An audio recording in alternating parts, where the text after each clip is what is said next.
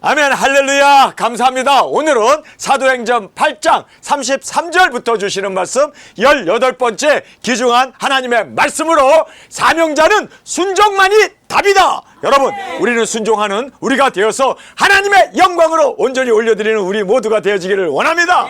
자, 이제 베드로와 요한이 사마리아까지 박해로 인하여 내려왔습니다. 그리고 안수를 할 때 성령님이 임하게 되어짐으로 말미암아 두 증인의 사역이 얼마나 중요하다는 것을 하나님께서 깨우쳐 주셨습니다. 그런데 여러분 알다시피 베드로와 요한은 다시 예루살렘으로 올라가 버립니다. 여러분 불순종이에요. 그러니까 하나님께서 땅끝까지 가야 되는데 예루살렘과 온 유다와 사마리아와 땅끝까지 이르러 내 증인이 되라 하신 말씀 그대로 가야 되는데, 그래서 성령님이 오셨는데 성령님을 받게 하는 거는 잘 하면서도 정작 자기 자신들이 그들은 불순종했습니다. 그랬을 때 얼마나 예수님이 안타까워했겠어요. 분명히 유언했고 분명히 명령했고 분명히 사명을 주었고 분명히 대리자로 세워서 성령님까지 주셨는데 그들이 불순종하고 예루살렘에 올라가 버리자 하나님께서는 이제는 다른 대안을 찾을 수밖에 없습니다. 여러분, 우리가 두 증인 사역 안 하면요, 하나님이 말을 통해서라도,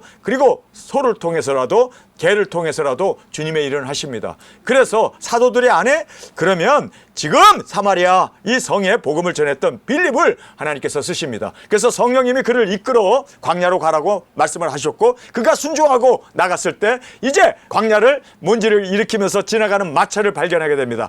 다가가라 그랬을 때 그가 순종하고 또 다가갑니다. 여러분, 여기서 보면 빌립이 순종했기 때문에 여러분 그 이디오피아가 복음이 들어가게 되고, 그리고 그 내시가 예수님을 영접함으로 말미암아 여러분 엄청난 초대교회 일꾼들이 여러분 이디오피아에서 일어나게 되고, 그 많은 교회들이 그렇게 세워지게 되어졌던 그 위대한 역사를 보게 됩니다. 여러분, 우리 순종합시다. 아멘. 순종이 답입니다. 아멘. 사명자를 순종할 때 하나님이 함께 하시고, 우리가 순종하지 않으면 하나님께서는 다른 대안을, 다른 사역자를, 다른 사명자를 세우시기 때문에 여러분, 우리 정말 주님 앞에 온전히 순종하는 저와 여러분이 되어지길 간절히 주님의 이름으로 축원합니다.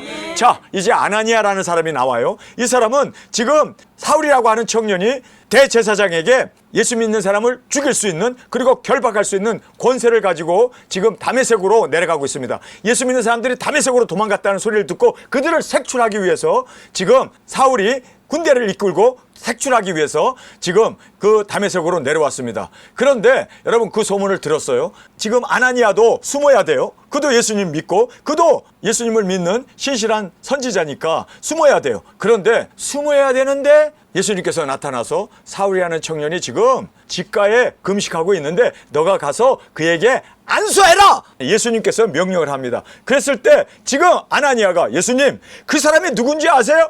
우리를 잡아 죽이려고 지금 그가 살기 띵띵해서 우리를 잡으려고 지금 대제사장에게 그렇게 체포권을 얻어가지고 우리를 잡으러 온 사람이에요. 그에게 가서 안수를 하라고요? 이거는 사자 입에 손을 집어넣는 거지 어떻게 그럴 수 있습니까? 안 갈래요. 나 그 사람 무서워요. 그 사람 스데반도 죽이고 지금 엄청나게 예루살렘을 완전히 박멸한 그러한 잔인한 사람인데, 그 사람이 지금 다메섹에 왔는데 어찌 내가 그를 찾아갈 수 있습니까? 숨어야 되는데, 도망가야 되는데 어찌 나보고 가라고 합니까? 여러분, 얼마든지 토를 달 수 있어요. 그런데 여러분, 예수님의 말씀 앞에 아나니아는 순종했습니다. 그래서 사울이 바뀌고 변하여 바울이 될 수 있었던 겁니다. 여러분, 우리 정말 순종해야 돼요. 사명자요, 순종하는 것이 답이라는 것을 꼭 깨닫고 순종, 또 순종, 또 순종으로 주 앞에 올려드리는 우리가 되기를 원합니다. 순종을 하면 하나님이 책임져 주십니다. 자, 보세요. 지금 빌립이라는 이분이 광야로 갔어요. 마차를 타고 한참 달리면서 지금 이사야의 글을 설명해 주느라고 해가 맞도록 달려간 거예요. 그런데 거기에서 헤어져야 되는데 여러분, 세례를 주고 나서 그가 올라왔을 때 호련히 성령님이 그를 데려가 버리잖아요. 여러분, 여기에서 놀라운 주님의 인도하심을 우리가 보게 됩니다. 여러분, 순종하면 하나님이 책임져 주십니다. 광야에 가고 어둡고 여러 가지 사나운 짐승들이 있는 곳에서도 하나님은 우리를 인도해 내십니다. 왜요? 순종했기 때문에. 여러분, 순종이 복받는 길이고 순종이 하나님의 승리와 인도하심을 얻게 되는 유일한 길임을 꼭 깨닫고 우리 온전한 승리로 주 앞에 드려지기를 간절히 원합니다. 자, 오늘 본문 말씀 함께 살펴보겠습니다. 낮을 때 공변된 판단을 받지 못하였으니 누가 가히 그 세대를 말하리요. 그 생명이 땅에서 빼앗김이로다 하였거늘 내시가 빌립더러 말하되 청컨대 묻노니 선지자가 이 말한 것이 누구를 가리킴이뇨? 자기를 가리킴이뇨? 타인을 가리킴이뇨? 자, 이제 이사야 글을 읽는 내시가 글을 읽어도 무슨 뜻인지 알지 못했습니다. 여러분, 그래서 누군가가 와서 가르쳐 줘야 돼요. 그런데 지금 마차에 같이 타고 가는 빌립 집사가 이 문장을 그대로 이제 설명을 해 주시면서 예수님이시다, 예수님이 죽으시고 부활하심으로 말미암아 이제 우리의 구세주가 되었음을 온전히 전파할 때 내시가 거기서 말씀을 믿고 받고 믿는 자로 거듭나게 되어짐을 우리에게 말씀해 주고 있습니다. 자, 우리가 영생을 얻는 과정을 살펴보겠습니다. 내시가 예배하려 예루살렘으로 왔습니다. 이거는 자원에서 온 겁니다. 여러분, 예정이 아니에요. 여러분, 찾는 자에게 하나님은 길을 열어주시고 찾는 자가 찾을 것이요 구하는 자가 얻을 것이요 문을 두드리는 자가 열린 것이라고 주님은 말씀하셨습니다. 그래서 우리가 믿는 것은, 회개하는 것은 우리의 책임입니다. 우리가 자원해야 돼요. 자, 여기서 보니까 이 내시가 뭐하러 예루살렘까지 하나님께 예배하러 왔을까요? 그가 그렇게 사모했기 때문에. 여러분, 그래서 우리는 사모하는 자에게 성령님도 오시고 사모하는 자에게 구원의 길도 열려주시고 사모하는 우리 모두가 되어지기를 간절히 원합니다.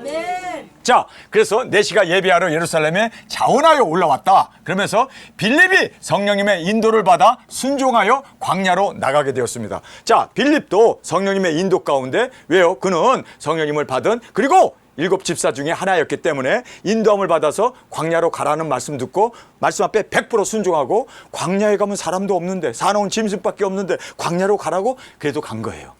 여러분, 이렇게 순종하는 자에게 복음의 길이 열립니다. 우리 순종합시다. 순종으로 나아가는 우리가 되어지기를 원합니다. 자, 이렇게 순종으로 나갔을 때 말씀을 읽고 있으나 깨닫지 못한 그러한 내시의 모습을 보게 됩니다. 그렇기 때문에 인도자가 필요한 거예요. 여러분, 그래서 우리가 말씀을 봐도 잘 깨닫지 못할 때 목회자가 단에서 그 말씀을 풀어서 아주 정확하게 설명을 해줄 때 아멘 하고 우리가 그 말씀을 받고, 그리고 그 말씀을 믿고 그 말씀대로 순종하여 열매 맺는 우리가 되어지길 원합니다. 자, 그래서 인도자가 필요했는데 빌립 집사가 마차에 같이 타고 가면서 정확하게 그 읽는 모든 말씀을 설명해 주었습니다. 이렇게 성령님께서 설명하라고 지금 빌립 집사를 보냈던 그 목적을 우리가 볼 수가 있습니다. 빌립의 인도로 말씀을 깨닫게 되었습니다. 자, 말씀을 깨닫는 걸로 끝나면 안 돼요. 행동해야 돼요. 예수님이 바로 죽으시고 부활하시고 우리의 구세주가 되었구나. 그거를 낱낱이 이사야의 글을 통하여 증명해 주었잖아요. 그러니까 아멘 아멘 아멘 하고 믿게 되었어요. 자, 이렇게 되었을 때 즉시 믿고 자원하여 세례를 받기를 청했습니다. 누가 청했어요? 내시가 청했어요. 나 세례 받겠다고. 나 예수님의 이름으로, 예수님이 구원자이시고 우리의 메시아이심을 내가 믿노라. 그리고 그가 자원해서 저기 물이 있으니까 저 물에 들어가서 나를 세례를 달라. 그래서 즉시 믿고 세례를 받는 이 자청함을 우리가 말씀을 통해서 보게 됩니다. 자, 세례를 주고 그리고 이제는 빌립 집사가 사명을 마쳤기 때문에 떠납니다. 여러분, 우리가 사명을 마치게 되면 우리가 이제 들림을 받게 돼요. 땅끝까지 복음을 전하고 우리의 사명을 다 마치고 순교의 제물로 드려졌을 때 우리도 이렇게 공중으로 들어 올려 주님 앞에 들려 올라가는 이 들림의 예표가 바로 오늘 본문 말씀의 핵심이었음을 우리가 볼 수가 있습니다. 자, 35절부터 읽겠습니다. 빌립이 입을 열어 이 글에 시작하여 예수님을 가르쳐 복음을 전하니 길 가다가 물이 있는 곳에 이르러 내시가 말하되 보라, 물이 있으니 내가 세례를 받음이 무슨 꺼리낌이 있겠느뇨. 38절입니다. 이에 명하여 병거를 머물고 빌립과 내시가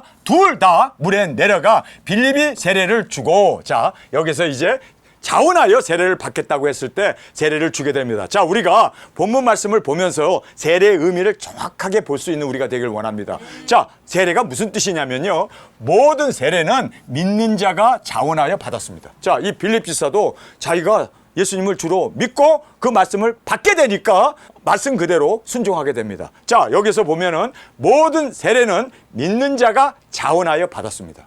유아 세례는 성경에 나오지도 않아요. 자원한 게 아니잖아요. 믿는 것도 아니잖아요. 부모가 믿었다고 해서 자녀를 물 한 방울 떨어뜨리면서 세례 줬다고 하는 건 이것은 진정한 세례의 의미가 아닙니다. 여러분, 우리는 말씀대로 믿어야 돼요.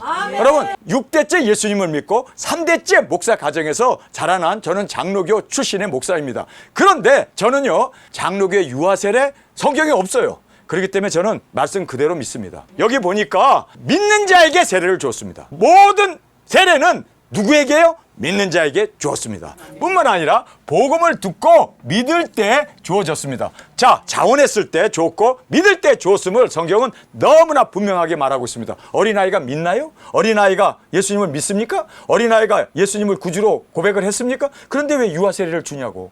여러분, 이거는 캐톨릭에서 유래된 잘못된 신학이고 잘못된 가르침이고 잘못된 유아 세례라는 걸 우리가 정확하게 말씀대로 아닌 건 아니다라고 정직하게 우리가 말씀대로 사는 우리가 되길 원합니다. 유아 세례 여러분 성경에 없습니다. 자, 그리고 성경을 보겠습니다. 세례는 구원받은 믿는 자면 누구나 시행할 수 있습니다.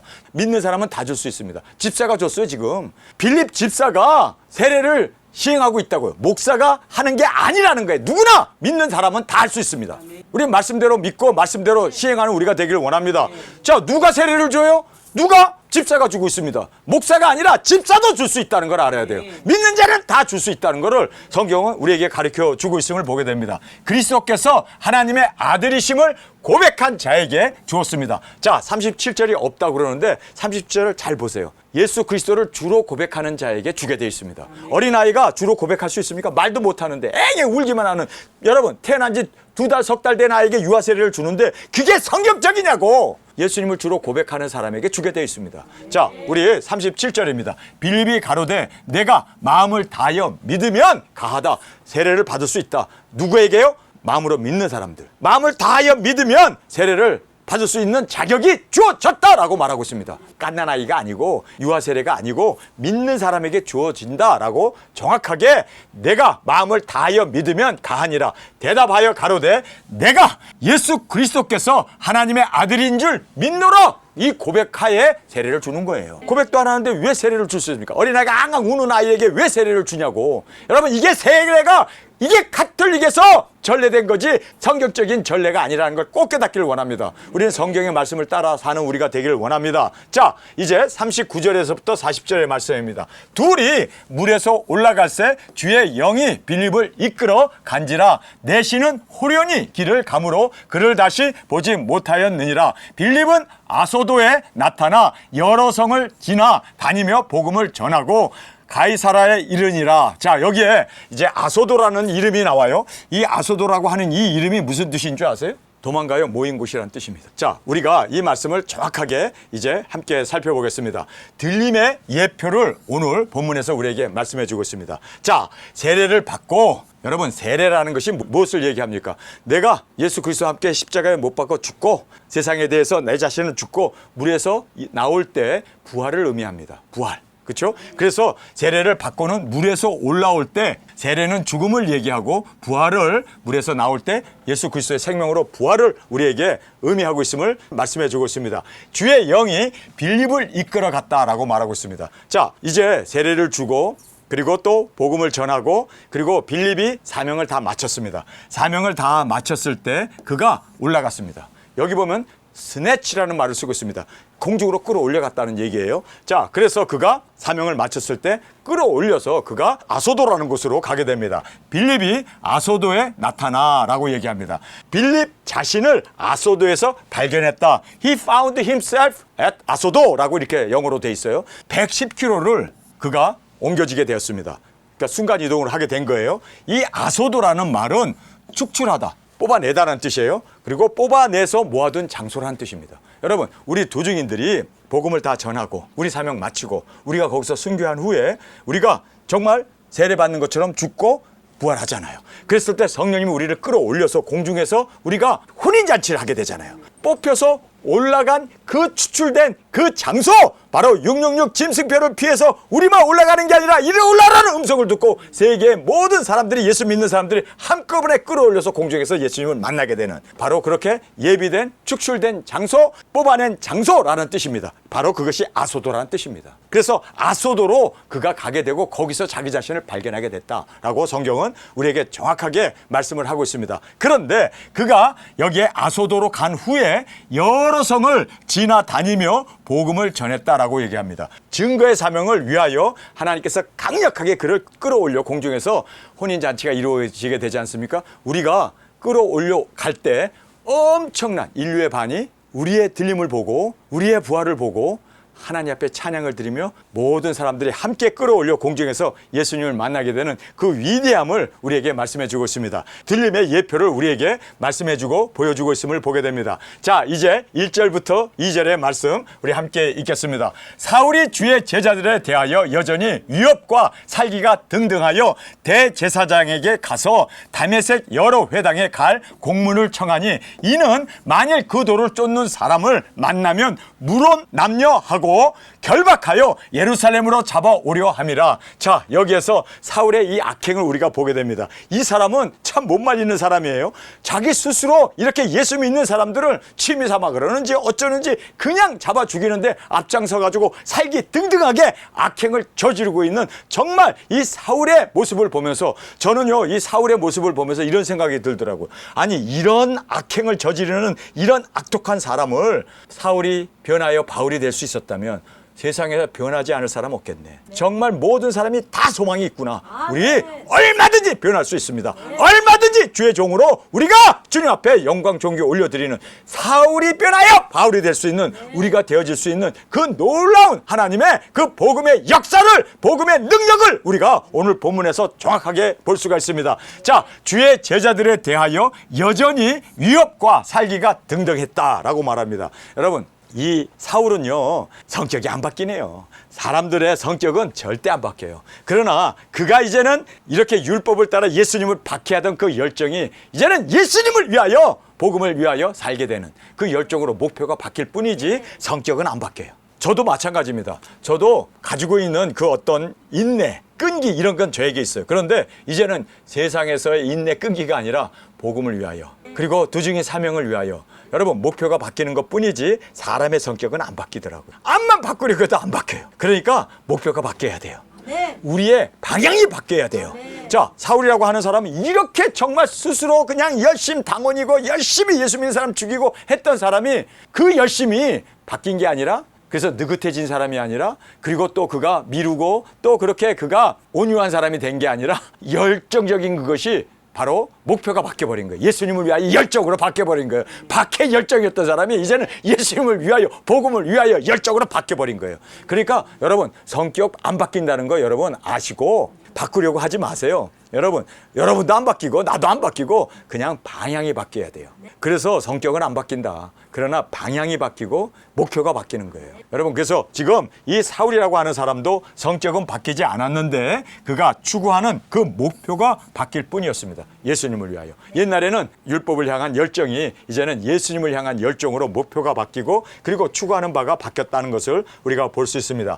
자원하여 대제사장에게 가서 다메섹에 갈 공문을 청했습니다. 여러분, 다메섹이라는 것이 예루살렘부터 230km나 되는 먼 거리예요. 예수 믿는 사람이 글로 도망갔다는 소리를 듣고 거기까지 쫓아가겠다는 거예요. 얼마나 이 사람이 악한 사람입니까? 아니, 예루살렘에서만 그냥 박해하면 끝날 텐데 그는 그 피맛을 보더니 그렇게 지금 230km나 떨어져 있는 다메섹까지 쫓아가가지고 예수님을 색출에다가 그 230km를 다시 예수 믿는 사람 끌어다가 감옥에 가두려고 그가 지금 자원해가지고 대제사장에게 공문을 달라고 해갖고 쫓아가고 있는 이 사람의 모습을 보면서, 야, 이 사람은 진짜 박해로 노력했던 사람이 이제는 복음을 위해서 노력하는 자가 되어졌다는 것을 우리가 볼 수가 있습니다. 남녀노소를 막론하고 결박하여 예루살렘으로 잡아오려고 지금 그렇게 그가 달려가고 있습니다. 자, 요세푸스라는 사람이 이 사울이라고 하는 청년에 대해서 언급을 하면서 뭐라고 언급을 하냐면요, 500명을 감옥에 가두고 더러는 죽이고 순교하게 했던 사람이다.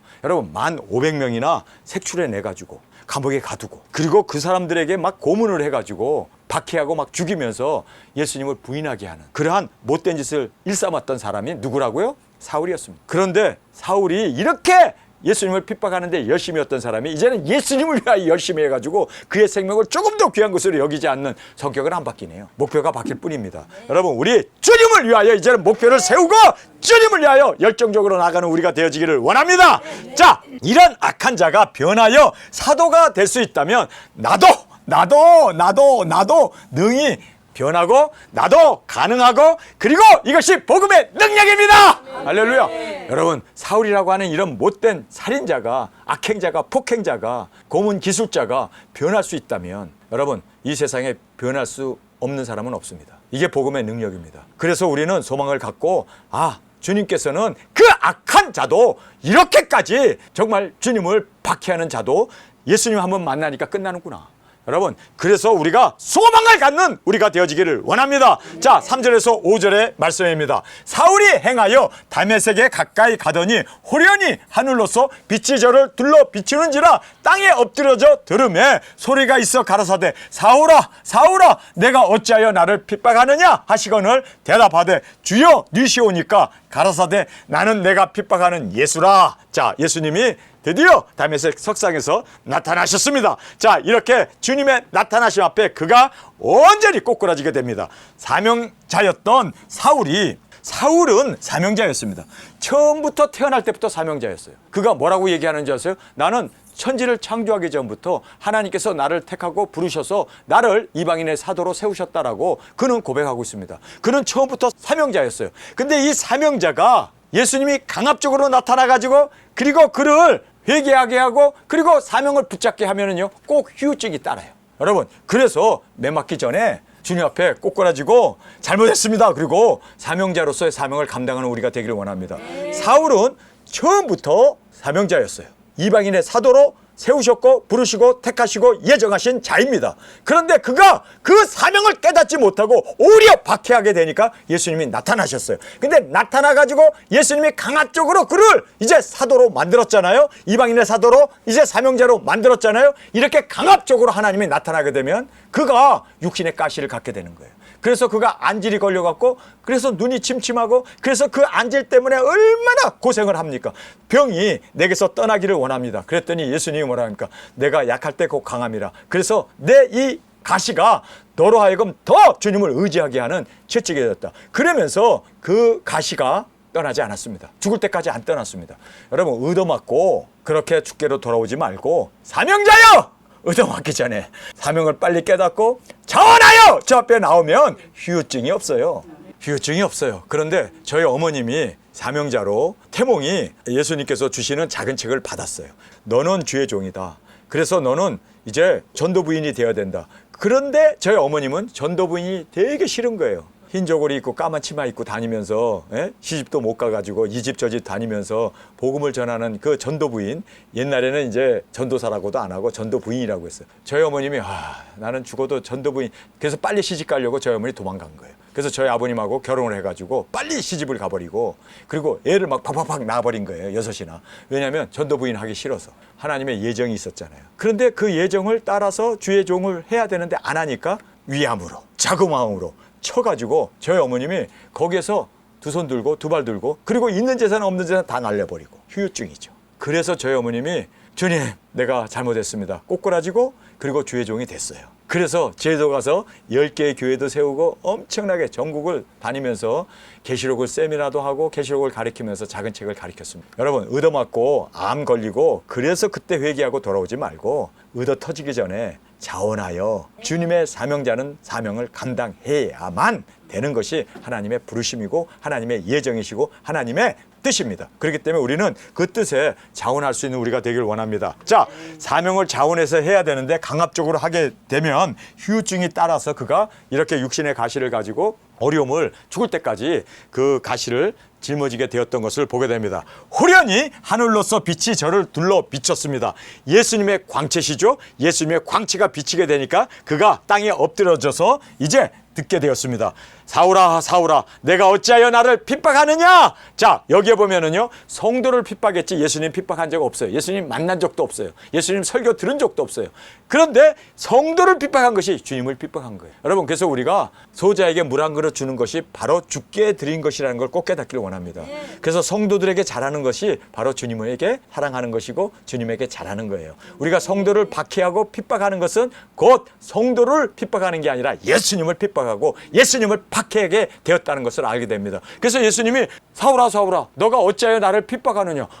내가 예수님을 핍박했다고요? 아니지. 예수 믿는 사람을 핍박했지. 성도를 핍박했지. 그런데 그게 바로 예수님을 핍박한 거예요. 그래서 우리는 예수님과 우리가 한 몸이라는 걸 꼭 깨닫고 우리 사랑하는 사역자님들에게 잘하는 것이 곧 주께 잘하는 거예요. 네? 여러분, 주님 안 보이잖아요. 그러나 사역자들에게 잘하는 것이 곧 주님에게 잘하는 것이고 사역자를 미워하는 것이 주님을 미워하는 것이고 사역자를 박해하는 것이 주님을 박해하는 것이라는 걸 알아야 돼요. 여러분, 이거 철저히 알 수 있는 우리가 되어지기를 원합니다. 보세요. 본문에서 사울아 사울아 내가 어찌하여 나를 핍박하느냐.